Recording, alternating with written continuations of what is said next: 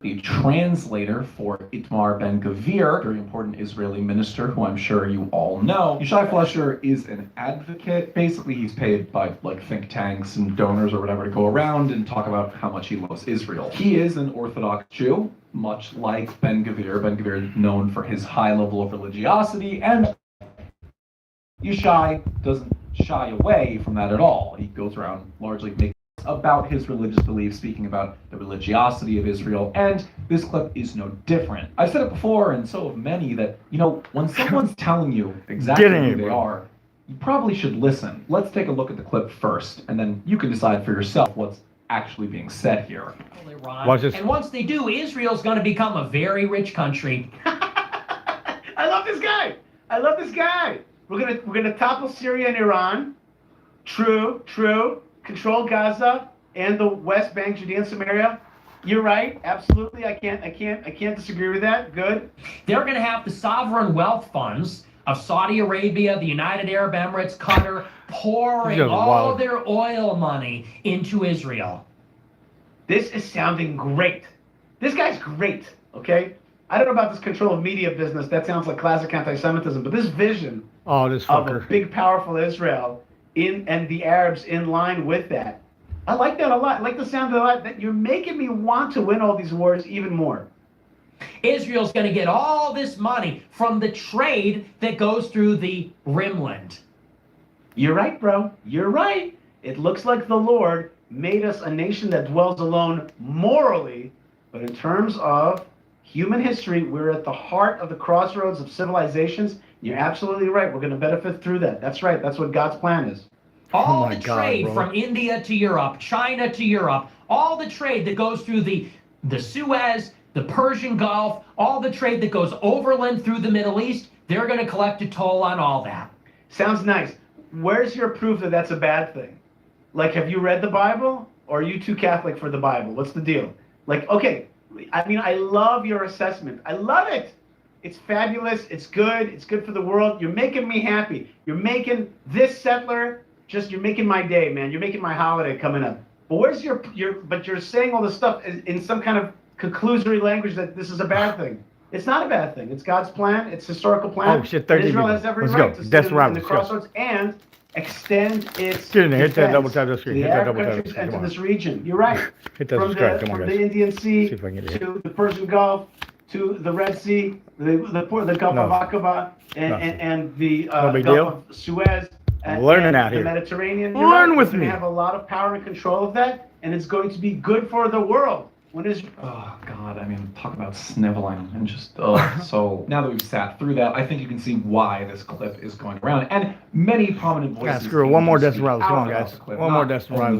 19 people in there. Double tap that screen, guys. I appreciate it. Hit that subscribe, bro. I'll give you a code card if you guys can fucking remember that. Oh, no, I'm losing viewers. Hang on, wait.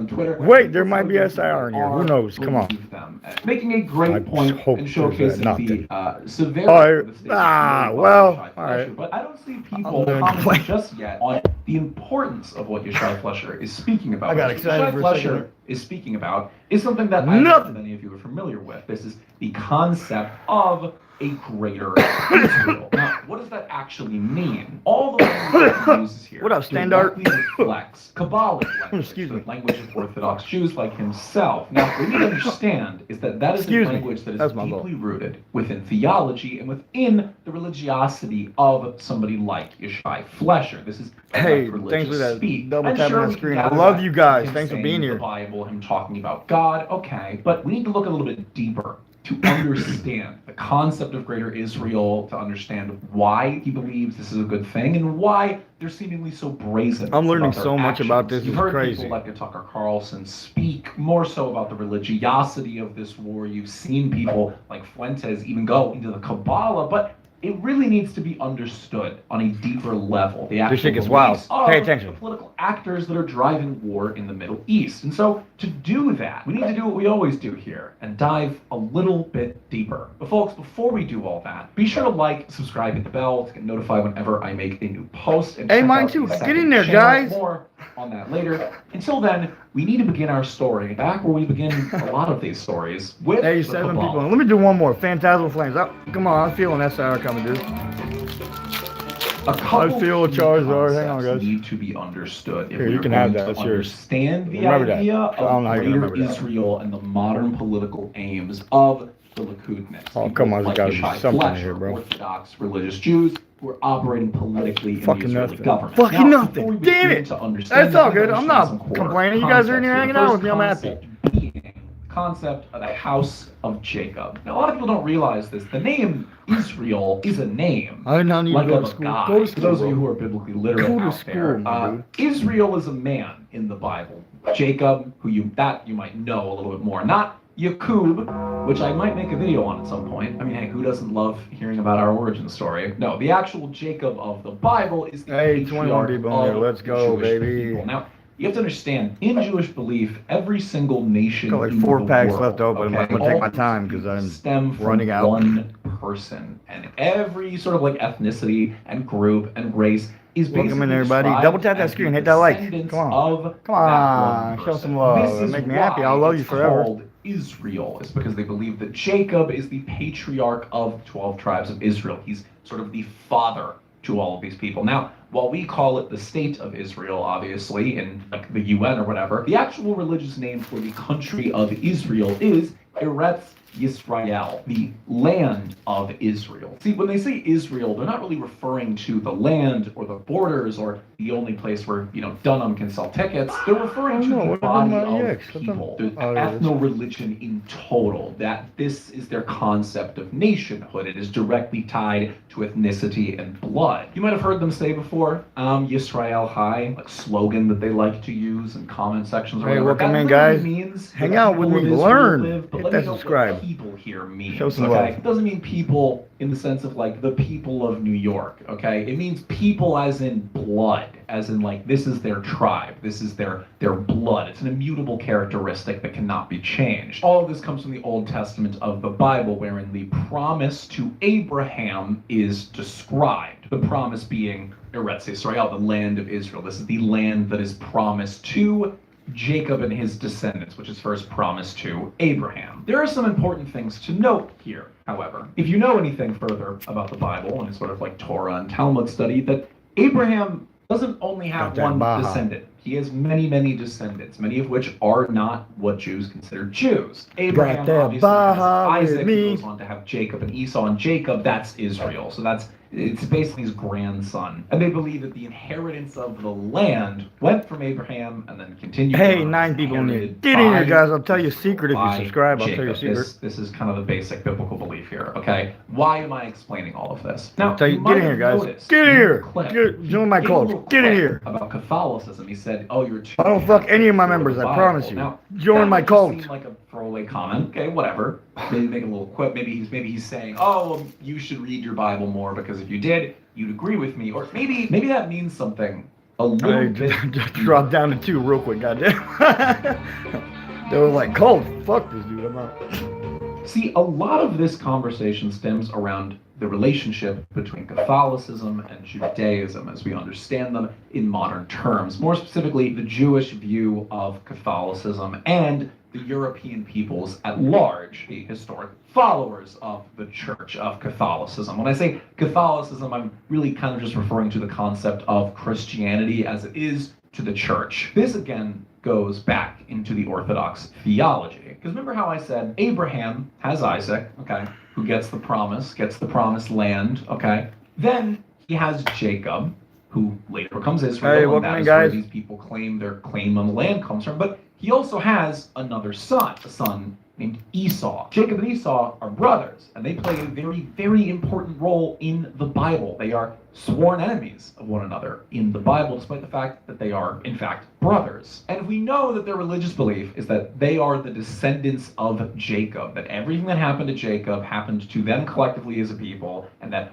all the things promised to Jacob are now promised to them as a people. Then that would imply Esau and his descendants would have a similar thing going on. No? Like they would believe that Esau would have a similar situation where Esau has descendants and Esau has people living on after him who represent him as a nation, right? I mean, this would just make sense with their theology, and that is exactly what they believe. The question is, who the fuck is Esau? What people are Esau? Well, I'm not going to go through the whole lineage chain here. It's going to take us a long time, but basically, what you need to know, Esau becomes Europe. Esau becomes Rome. Rome is the inheritor of Esau. So while Jewish people are Israel, they're descendants of Israel, and so by virtue of that, they kind of identify as that. Rome, and really, I guess more so the European peoples, that is Esau. Okay, that's interesting, kind of. I mean, what does that really matter? I mean, we're not Jewish here, so what does it matter? Okay, that's like kind of a weird belief. Clearly, Europe didn't, spawn in the desert, but hey, and they let people have their beliefs, whatever. What does that matter for us? Well, we have to understand the relationship between Jacob and Esau, because like I said, they're brothers, but they are enemies. So why is that? Well, to understand that, we have to take a little dive into a book so commonly cited and yet so little read, that book being the Bible.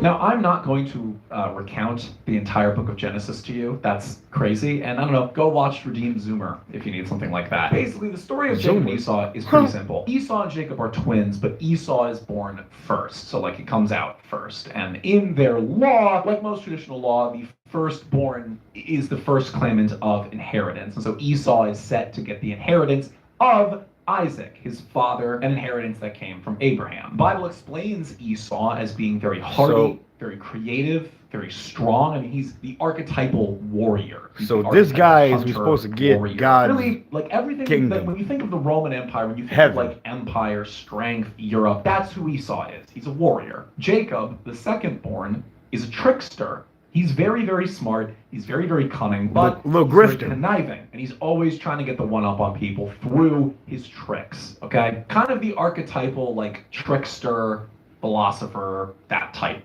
situation, if that makes sense. Not like a Loki, from the Marvel movies or whatever, but you get what I mean. Now, the story of Jacob and Esau, pretty simple. The whole thing surrounds Jacob's, desire to steal Esau's inheritance, to steal Esau's birthright. That is basically the story, okay? But Esau, he's this hunter. He wants to be a leader. He wants to lead people, yada, yada, yada. Jacob is always trying to steal his birthright. I had no idea. And so, eventually, he manages to do so. He manages to trick Esau into going on a hunt. While he's gone, Jacob and his mom, who is helping him in this situation, they dress him up like Esau, go to the aging, going blind Isaac, and say, here's your son Esau. You're old and about to die, give him his birthright. And so then, Isaac obliges, thinking he's talking to Esau, gives Jacob his birthright, and then Jacob absconds with the inheritance. And that's the story of Jacob and Esau, which, listen, I'm not going to say anything. If that's supposed to be the patriarch of these people, and we know, I'm not saying it. I'm not saying it. We might You're saying it, bro. Come on. Say it. Hey,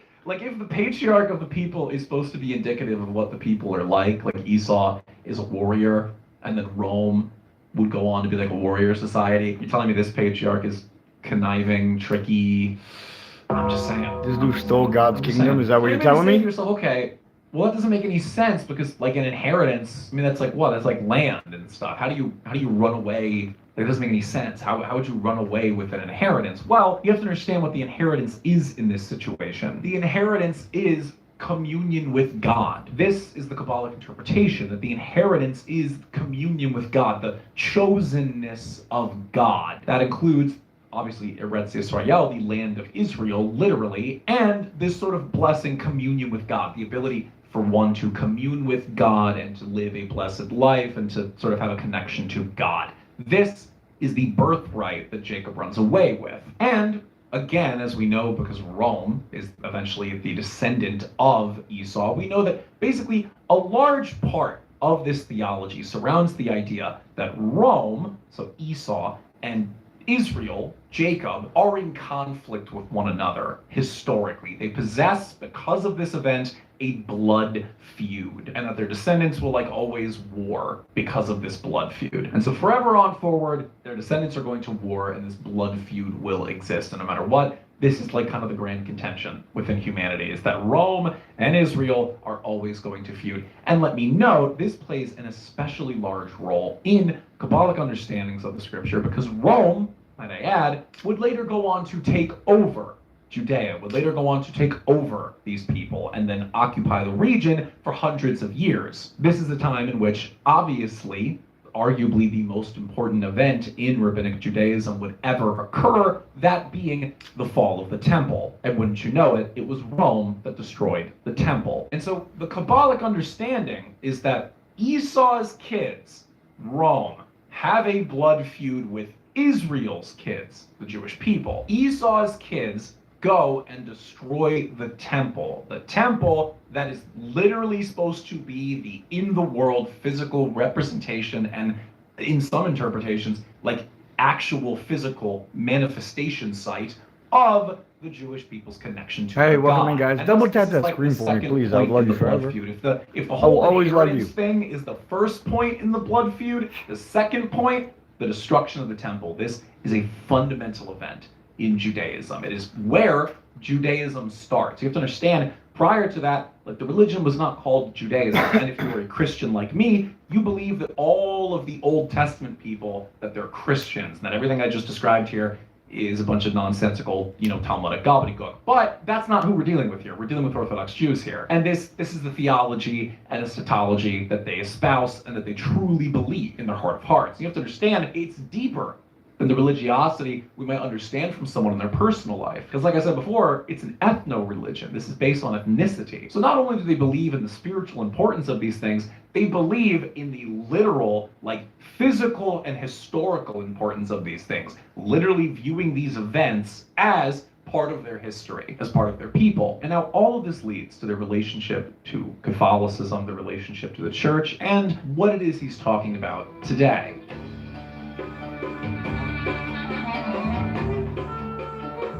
Now, why am I talking about the church? What does the church have to do with all this? Well, clearly there's this concept of transference. There's a very clear Kabbalic concept that really the story of history is kind of like a repeating story, that the story of Jacob and Esau is this eternal story that keeps going on, that Jacob and Esau are always going to find a way to war with one another, that all the biblical figures who war with one another, they're going to find a way to war with one another, and their descendants will do the same, and that basically they can change their name and they can change what their face looks like, but in the end, it's still the same thing. It's still the same soul, what's called in Kabbalah nefesh, the spirit, the soul. So Rome, big enemy, they destroy the temple, they are the descendants of Esau, we get that. Here's the thing though, the Roman Empire, you go to Italy, it's Italy. If I go to England, it's England. It's not Britannia, it's not Roman anymore. There's no Roman soldiers running around. Caesar's been gone for a very long time and is largely remembered in these regions as a salad dressing. So what does it matter if they have beef with Rome? Rome isn't around. Except again, this is the idea of transference. They believe that this inheritance, this promise, this whatever, okay, this identity travels on forward into its next iteration. And that is what happened here with Esau and with Rome. We know from history what happened to Rome, what central and very important event happened to Rome that would continue it on forward into the rest of the world. Simple. The Christianization of the Roman Empire. I mean, the seat of the Vatican, the Catholic Church, the largest church in the world, is in Rome. And it's very clear that the Kabbalic view of Christianity is that of it being Roman. And it was all the monarchies of Europe that, expelled them, persecuted them, all this stuff. They view Christianity, the Catholic Church, as a continuation of Rome. Something that, let me note, so does the Catholic Church. And so does any church. Like, if you are a apostolic Christian, whether Catholic or Orthodox, you do believe that the seat of the Pope is the seat of Rome. And so historically, there has been this profound hatred by them against the Catholic Church, specifically because they see that as Esau, as Rome, as their mortal enemy that they wish to get rid of. And let's make it very clear, they view religion as an ethnic thing. It's not a personal choice. It's an ethnic thing. Like, so I, by virtue of being, an Anglo, even though England is an Anglican nation, and even though I myself am an Orthodox Christian, in their view of the world,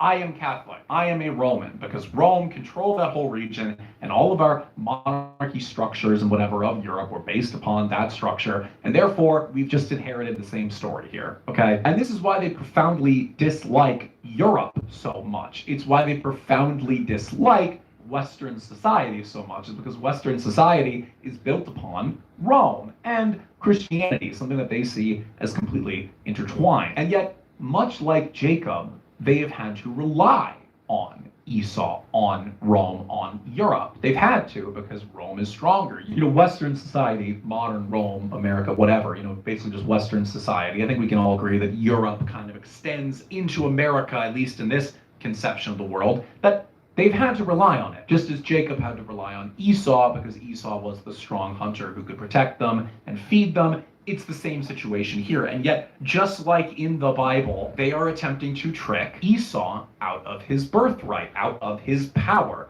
And that leads us to the grand finale of what they want out of Eretz Yisrael, out of the land of Israel and this greater Israel project. They want something a lot bigger than borders and bigger than wealth, bigger than guns and bombs. They want the sheer concept of power.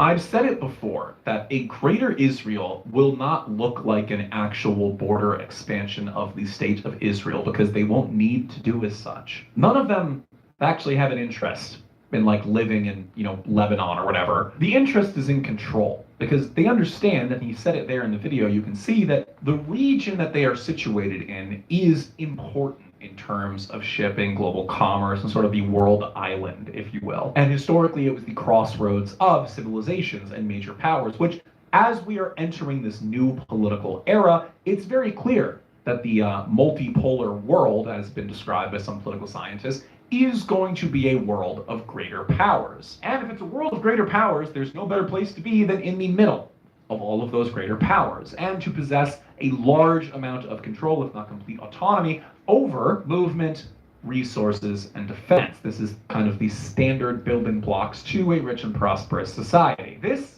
is the Kabbalic view. Someone like a Ben-Gvir, someone like a Yeshai Fletcher, any of these people, they believe that is the promise, that this new iteration of the promise, this new iteration of God's promise to Abraham, which they believe that they literally stole from us, that they literally stole using Looney Tunes-esque tricks. This is the modern interpretation of it. This is the modern iteration of it. And so they have every single right in the world to grasp it by any means necessary. And this is why, more than anything, they have been so egregious during this war. It's also why censorship have been peeled back so much, because they've basically gone full mask off. A clip like this would have been sucked into oblivion immediately after being said, and the guy would have been condemned by his contemporaries as giving the game away. But in the modern day, they're not. And simply put, it's because they don't care anymore. It's because they understand if they can achieve hegemony over the region, if they can achieve complete control of the Middle East, whether it be through literally expanding their borders or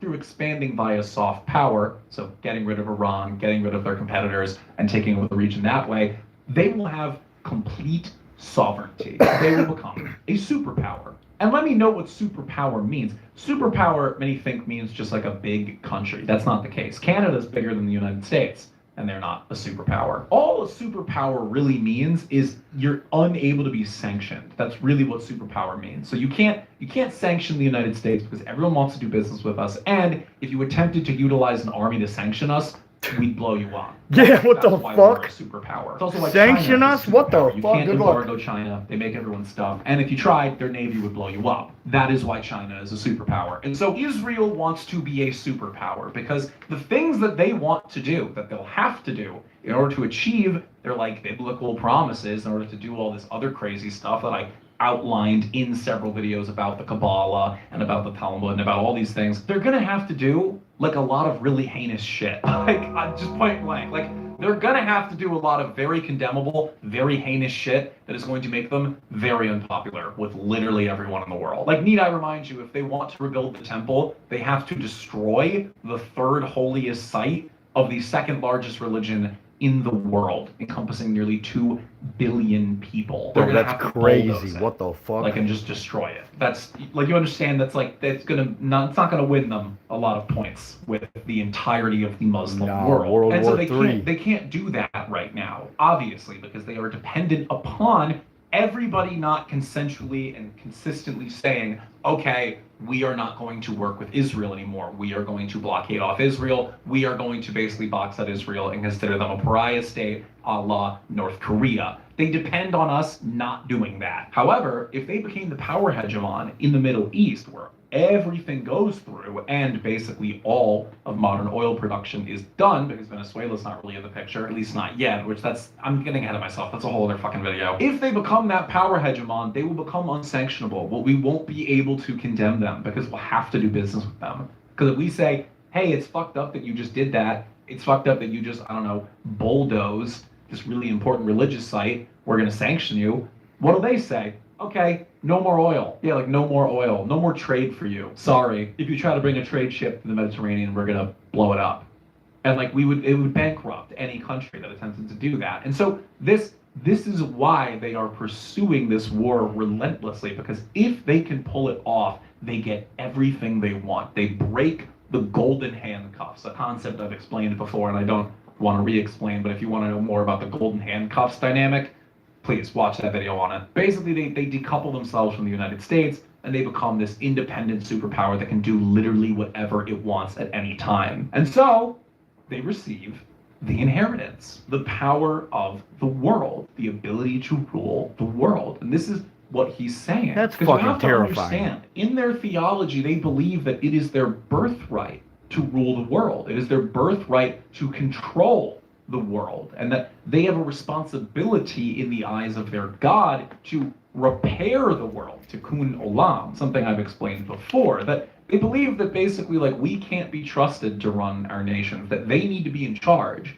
because they have the inheritance, they have the promise. And if they can pull off these military moves, well, it will only further strengthen their most fanatical and put them in charge, as they are already coalescing around power in the state of Israel. And so really all of this is to say is that time is a flat circle, and that while history doesn't repeat itself, it often rhymes. And this is a central concept in Kabbalah. This is a central concept in the eschatology and theology of these people. And while this is not the mainstream belief of the average, I don't know, Jewish person you meet in America, this is the belief of people in power. Need I remind you, our special envoy for peace in the Middle East is Jared Kushner, a Chabad Orthodox Jew. So like, this is who are the power players here. And so when Yeshai Flesher says something, the guy who works for Ben Gvir, you should probably fucking listen. He's saying something important. Folks, that's going to do it for us today on this episode of The Narrative. I hope that you enjoyed. Be sure to follow, like, subscribe, hit the bell, get notified. I mean, come on, we do this every episode. Hey, you hung in there, man. Check out the second channel. I've been posting there daily fun stream clips, so it's just clips from my stream. A bunch of you joined the stream last night, which I really appreciate. Oh, this shit's gonna be slow.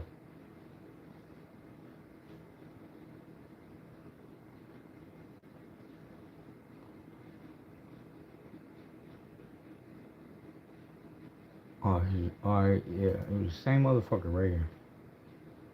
Damn, 719,000 views. With Israel making moves on Iran during Purim, and invoking biblical stories all throughout this war, with Tucker Carlson's intrigue into organizations like Chabad, Candace Owens' exposés on the deeper history from the Ashkenazi diaspora, and figures like Nick Fuentes explaining deeper theological ideas, one word has seemingly come to dominate the narrative: Kabbalah, Judaic mysticism, a tradition dating back to the Middle Ages that claims its roots as far back as ancient Babylon. Kabbalah has been described by many in the Chabad movement, the Modox movement, as the soul of Judaism, spiritual after-dark special of Judaic teachings. Today, I wanted to take a simple and sourced look into the chaos, fusion, and overall contents of Kabbalah, explained as simply as possible, which might I add, simple and Kabbalah don't really go together. But before I begin this breakdown, please be sure to like, subscribe, hit the bell, all that. I don't want to take up too much time at the intro. Then let's get into the story. Now, Kabbalah, kind of hard to explain. Many have described it as black magic. Some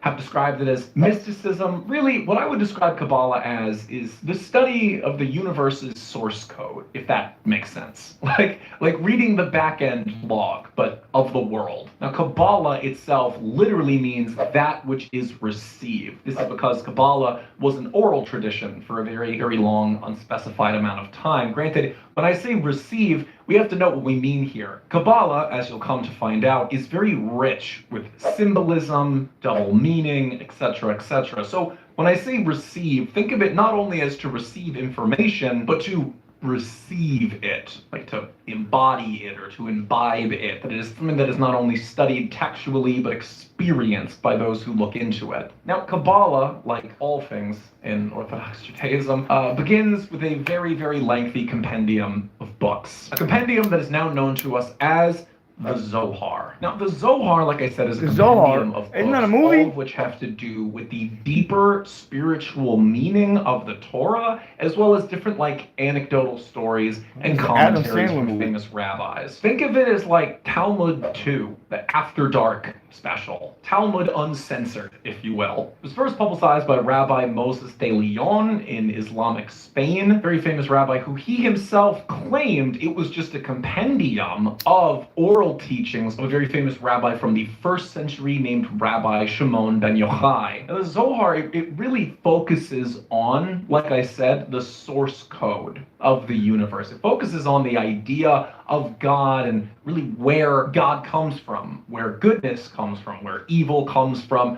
what role does God play in all that. It's a very introspective and philosophical text. The book exists for a while, the community in Spain gets kicked out after the Reconquista, and then all of this really kicks off with a guy called the Ari, Rabbi Isaac Luria. So we get the phrase Lurianic Kabbalah from. That is the main study of Kabbalah. So he was a leading rabbi and mystic in Ottoman Palestine, so he lived like near Jerusalem in the mid-1500s. Now, he actually wrote like very little, like he was not an author, which is surprising for this faith tradition. Actually, like most of it is based off of writings. He actually was just like a guy who went around and taught things and had a small group of disciples, but those disciples, they wrote everything down. And this is where we get Kabbalah as it's understood in a modern sense. Today, a Kabbalic master is called a Baal Shem, literally a master of the name referring to the name of God. And if you watched my video on the Talmud, you'd understand that God, in this sense, is kind of like an energy,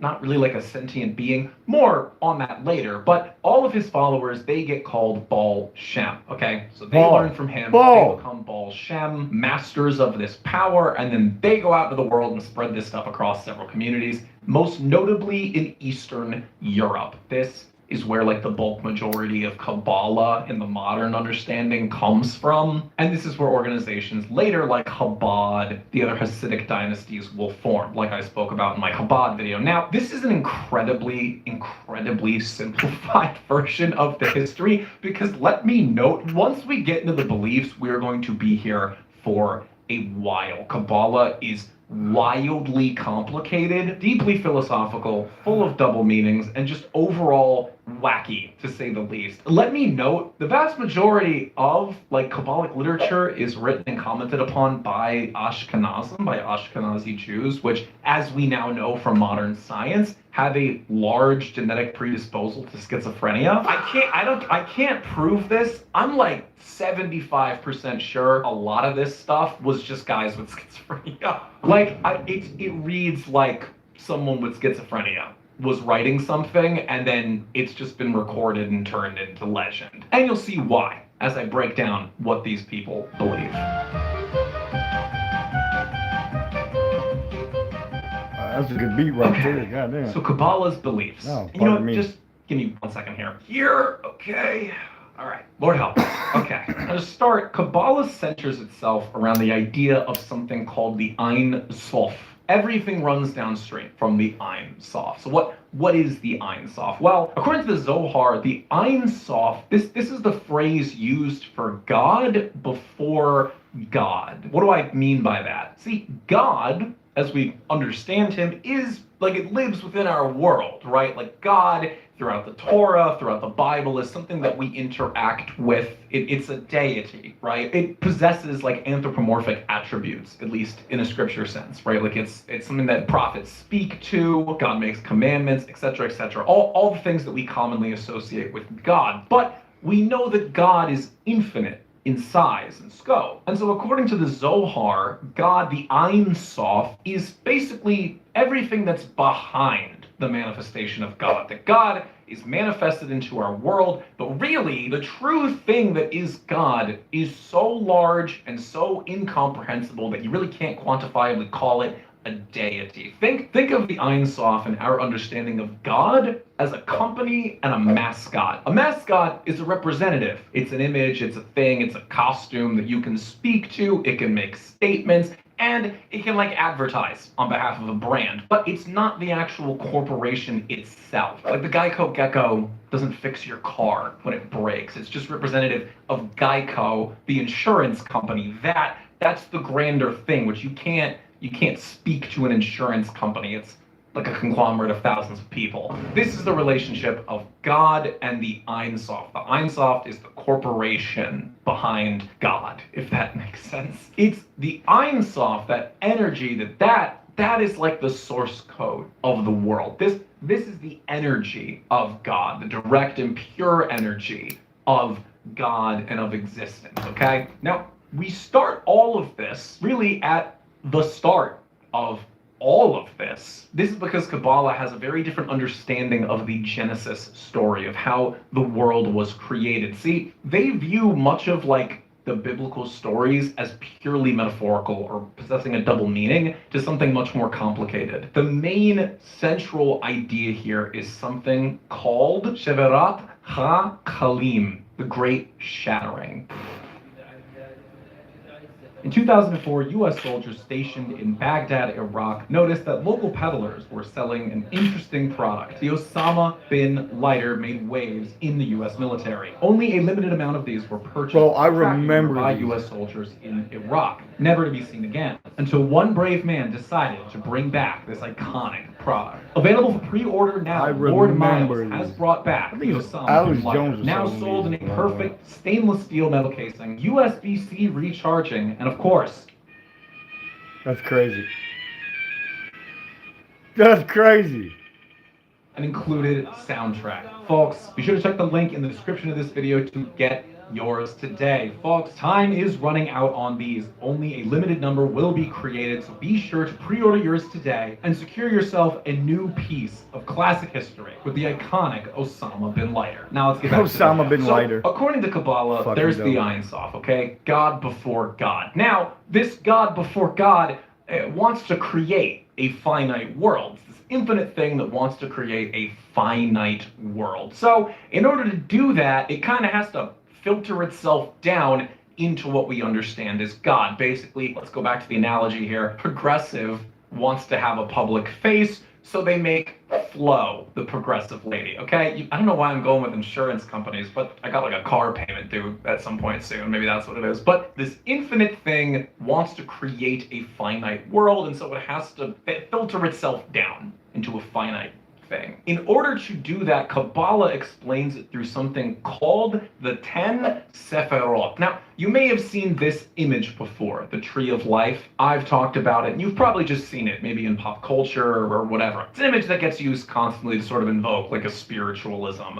This is the Tree of Life, okay? It's just a depiction of what the Zohar describes. The reason it looks like that is because this infinite Ein Sof goes into each of the little circles, and then it all filters down into the bottom, and the bottom, now that is our world. So it all starts on top, energy of the Ein Sof goes in the top, goes all the way down, and then it's in our world. Think of it kind of like a coffee filter. This is a central thing within Kabbalah, because this is how the energy of God is described. I've said before, according to the most orthodox traditions of Judaism, God isn't really seen how we see God. God isn't really above or like commanding Israel. It's behind Israel. It's an energy, it's a power that is sentient, that guides and uplifts and empowers Israel. Now, the tree, each little circle has its own like layers upon layers of meaning. I'm going to make it very simple by just talking about the top three. Qatar, Chokhmah, and Binah, okay? That's the top three, that's the most important ones. Qatar, okay, that means crown, pure will, the impulse or desire to create. This is why it is the first and most important one. It's the sheer impulse of the grander Ein Sof to create, to want to do this entire thing. Chokmah means wisdom. Okay, that is the wisdom of God, this infinite knowledge that is now coming into the newly created physical world. And Binah, understanding, the ability for it to understand us and to understand the finite world. Like I said, it's an infinitely sized thing that is being pushed down into the world. Okay, this is the tree of life. Now, all of this centers around something called, like I said, Shevarat HaChalim. According to the Zohar, when all of this occurred, when the Ein Sof said, okay, it's time to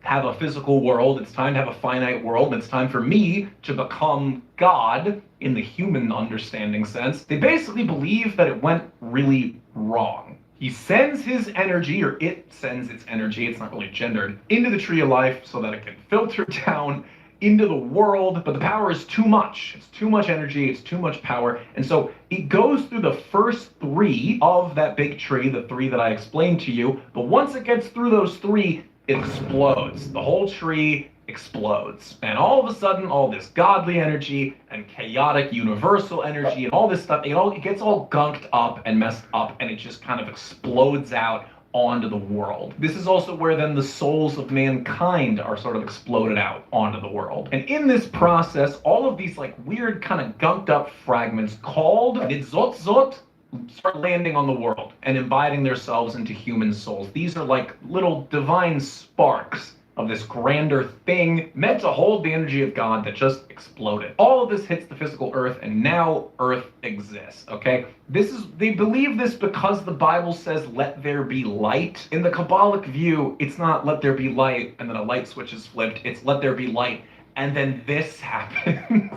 This fucking thing happens. So why is that important? Well, they believe that like most of the good stuff, okay, went into the souls, the finite amount of souls that would become Israel, the Israelites, and that the rest, that's us. So we got like mostly the bad stuff. There's some good in us. There are some good people within us. But the vast majority of us were the gunk. We're like universal space garbage, basically. And Israel, they're mostly good. But what exists within them is some gunk, some universal garbage that needs to be expelled. And to them, this is how the world was created. And this is how the energy of God exists in our world. But instead of being filtered down in a proper and pure way, now the energy of God is just, it's all over the place. It's coming out of the walls. It's all around us all the time, and it's all sorts of unguided, and it's kind of just bouncing around in the world, okay? And like I said before, if you watched my other videos, you'd know that they believe that the job of the rabbis is to control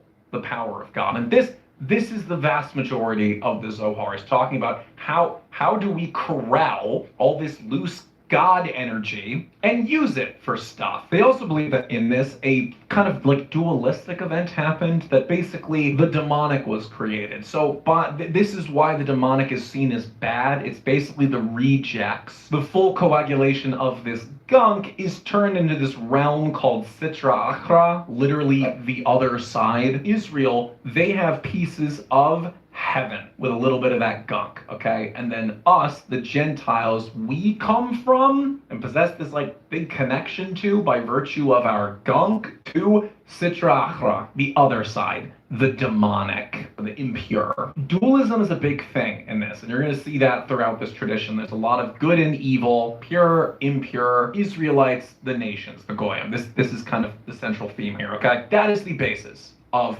Kabbalah. You may have heard the phrase Tikkun Olam, mission statement, I guess, of Judaism. It means repairing the world, or more literally, repairing the face of God. This is actually a Kabbalic concept. This is not found in the Torah. This is a Kabbalic concept that has just survived into this sort of modern secular age. They believe that it is the job of Israel, of this blessed people, okay, that aren't full of gunk. They need to do their mitzvot and their prayers and all these things to clean up the world, to repair this grand structure that just exploded. And once they do that, God flows into the world and then everything is great. And the only way they can do that is when the Messiah shows up, but more on that later. For now, let's get into what this actually means for us today in the world. Now, Kabbalah is obsessed with speech as power. More specifically, words of power.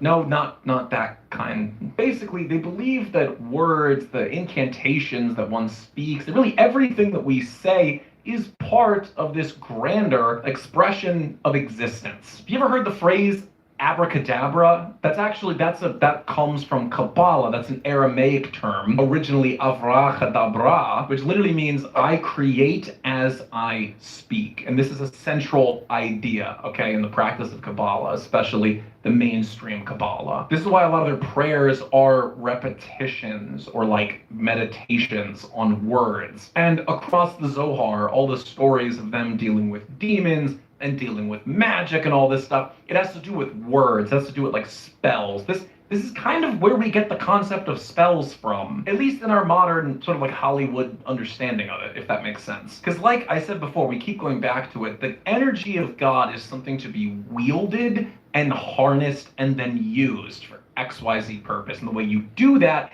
is through words. It's through speech. It is through incantations or inscriptions. They're very focused on this idea that every single word has a dual meaning and that nothing really literally means what it means, that like there's always a dual meaning to be abstracted from everything. So what are some of the actual beliefs and stories? Because let's be honest, folks. I know why you're here. You want the crazy demonic stuff, okay? You don't want to hear me just ramble on and on about light and philosophy. You don't. No, you're here for the crazy demonic stuff that you can show your friends. And so I'll oblige to the fan service. Let's get into the Zohar's practicality. I like his music. Now, the Zohar speaks a ton about the practical applications of Kabbalah. A great example is something like golem, that golem can be created via incantations and drawings and stuff to create life, but like a Frankenstein's monster version of life. Now, Kabbalah posits that demons found their start, like their origin, in the unholy marriage of Lilith and Samael. What do I mean by that? Okay. In Kabbalah, they posit, like, it's a lot of stuff that gets added where they're like, oh, well, actually, we found out later that biblical story, here's some extra stuff that happened. Lilith is a great example of that. They posit this idea that actually Adam, his first wife, wasn't Eve, it was this other lady called Lilith, but Lilith was defiant. She's the archetype of the defiant woman who won't lay with her husband, and so she becomes the queen of demons. Like, she's kicked out of the Garden of Eden, like out of perfection, and becomes the queen of demons. And then her and the serpent, so the devil, they procreate. And that's where like the demonic comes from, and that's where the nations come from. And so like that's kind of our origin. I think that's where the Goyim come from, is from this unholy marriage, kind of. This is also why the men are encouraged not to lay with the Gentile women, because Lilith, she's like also kind of a stand-in for the Gentile woman, like for the Goyim woman, defiant, kind of like worldly. And so they believe that when you sleep with them, you gain a bunch of gunk. You gain a bunch of this universal gunk. That has to be noted. Like, one of the reasons why, especially Hasidic communities, are so like they don't want to deal with outsiders, they don't want to deal with Gentiles, is because they believe that if you're around the Gentiles for long enough, you'll start to gain like their Goyim gunk. Like if you hang around the Goyim too much, you'll start to become one. And so that's why they're so like, let's keep them away. If you eat like them, if you hang out with them, if you lay with them, you'll become like them. And so they keep us very far away to varying degrees, with the Hasidics being the most like, okay, we're literally going to remove ourselves from Gentile society, and people like Chabad having a more friendly disposition. Another great example of the crazy stuff is this idea of dualism, because like I said, it's very obsessed with the idea of dualism, of good and evil, of pure and impure, Gentile and Israel, okay? This also involves God. They believe that God is dualistic, not monotheistic, really, that God has a dual nature, the most important being the dual nature of masculine and feminine. Nice. You ever seen them praying? Oh, Lord help me for this next part. I know this stuff. At the Western Wall. You ever really seen them praying with their tefillin and they rock back and forth? You ever seen that? That's called shuckling. It comes from the Hebrew word shuchlen. It means to shake. literally. Let me note, okay, they believe that God has a feminine aspect called Shekinah. Shekinah is the feminine, or more aptly, the receiving essence of God. Basically, when the temple was destroyed, which is an event that kind of mirrors the great shattering we spoke about, and they talk about that connection like a lot. They believe really that God split into the masculine and feminine. It's weird, I know. And they believe that the masculine form of God went and followed Israel into the world, into diaspora, into the various places they went to. But they believe that the feminine aspect, the receiving aspect, stayed. Shekinah literally means to dwell or place of dwelling. They believe that the Shekinah, this feminine kind of like motherly receptive energy, that stayed at the temple. And so, like I said before, one of the big things about Kabbalah is this idea of sort of controlling the essence of God, of dominating the essence of God. Do you see where I'm going with this? To quote the Baal Shem Tov, zivug, coupling. They believe that they're fucking it. Yes, I'm not kidding. They believe that they're fucking it. Like, that's when they are swaying like that wild. in front of the wall, that's them fucking this spirit. And the reason they do that is to show love, but also to dominate, to take it, you know, because you have to understand this is kind of their dynamic, is that there's giving and receiving, male and female, and all that stuff. They're dominating this energy and thus enabling them to take control of it. This is why they do that. They are literally fucking it. Oh, God help me, man. I don't even want to think about that. Oh, Lord fuck. have mercy. So this is kind of the relationship, okay? And we spoke about this before with Chabad, the whole idea of Nefesh Elochet and Nefesh Chavechamet, the idea that they have pure, enlightened souls that are able to connect with God,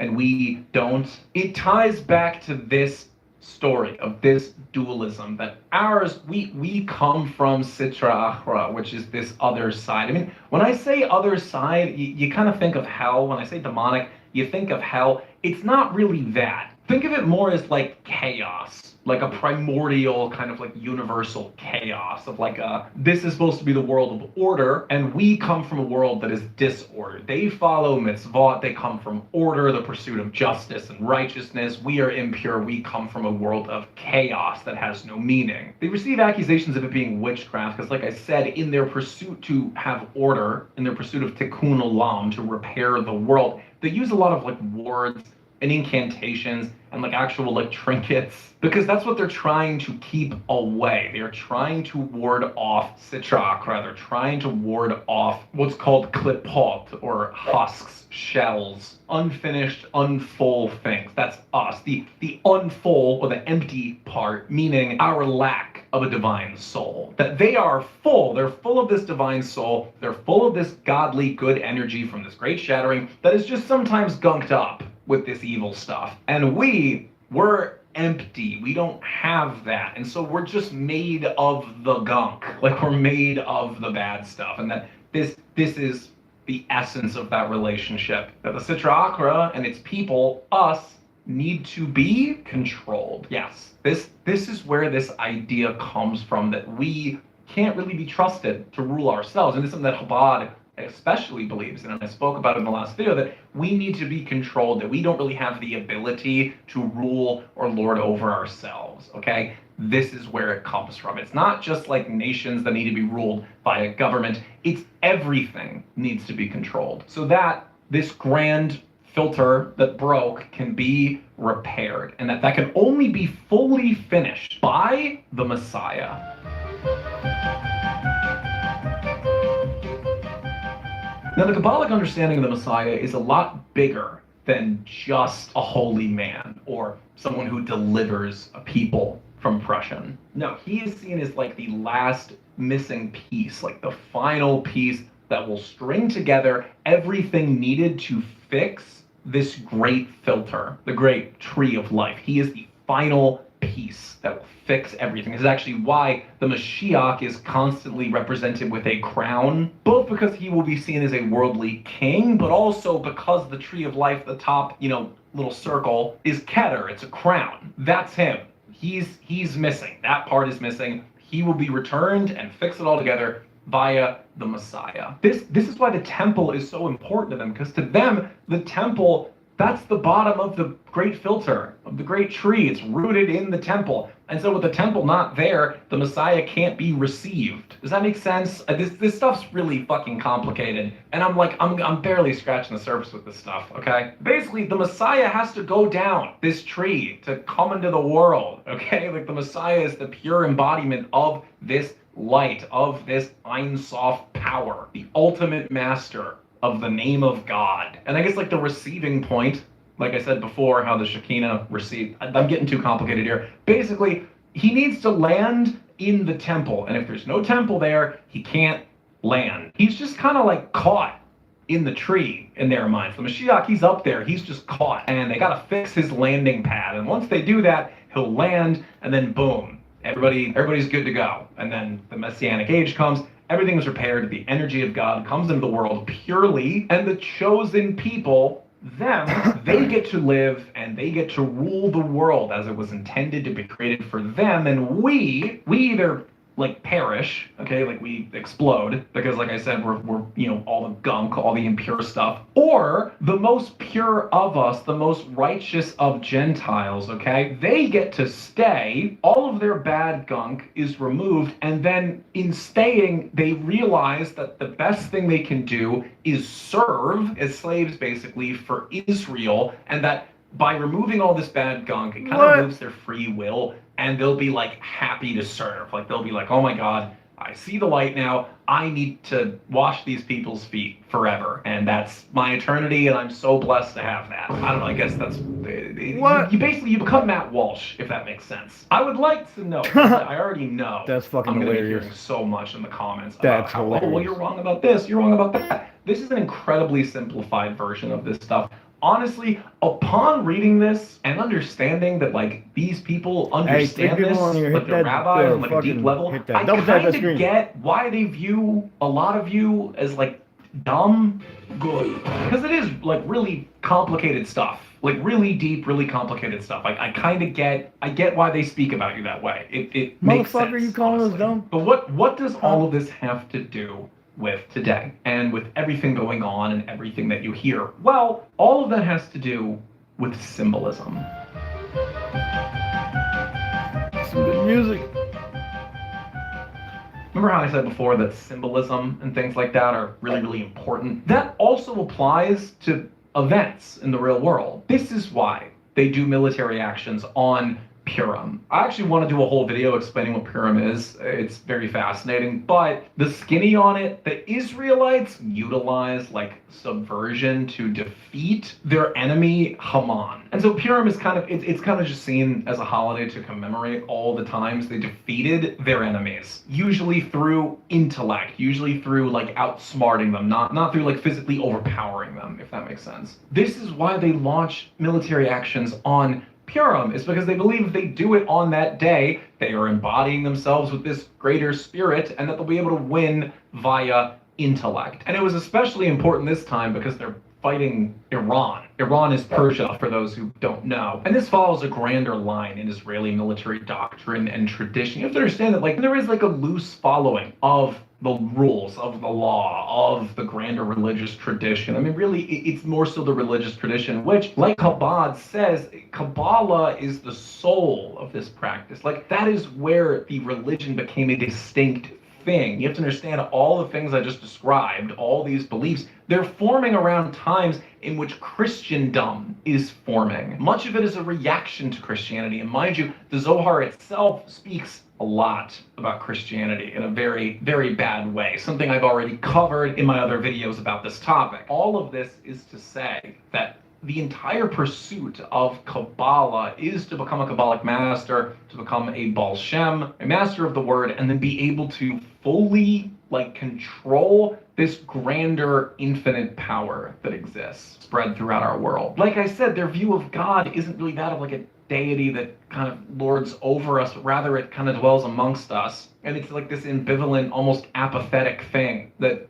kind of just exists, and that it's the job of the rabbis, by virtue of their blood, their birth, the fact that they are of Israel, that they are able to commune with it and to do things with it. And so if all this sounds crazy to you, you'd be right. But folks, that is going to do it for us today on this episode of The Narrative. I hope that you enjoyed as much as you can. This stuff is terrifying, especially when you remember that like people in power believe this, and therefore they see